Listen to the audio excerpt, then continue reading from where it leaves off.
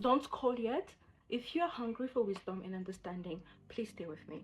For so long, I've been very confused about the term fear of the Lord, because I know we serve a God who doesn't like fear. The God has said it multiple times in the Bible, do not fear. Why would a God who hates fear want us to be scared of him?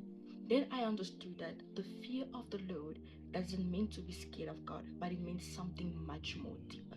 In Job 28, verse 28, Job said, behold, the fear of the Lord, that is wisdom, and to depart from evil is understanding. So, in order for us to understand what is the fear of the Lord, we need to understand that the fear of the Lord is wisdom. So, what is wisdom? In general, wisdom is the combination of experience, knowledge, and careful judgment. So it means to have the fear of the Lord, you need to have an experience with God. If you don't have a personal experience with God, you can have an experience with Him, a learned experience, right? Through what He has done with others or through how He walked with others. You can get that from the Bible. So it's to have an experience with God, it's to know who God is, to know the will of God, to know how God wants you to walk, to know what God expects of you.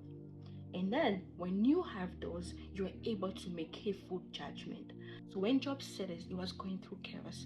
The devil was looking for Job, right? Because we know the whole purpose of Job's suffering. The devil wanted to prove a point, right? And Job remained firm. Job didn't turn away from God. Why? Because he knew who God is. He knew the God he served. He knew that God was not gonna forsake him, because he never forsake the just. And he had an experience with God, even with learned experience. As I said, even a personal experience, you can have learned experience from what God has done to other people, and he had learned experience from what he has seen God do to those who came before him.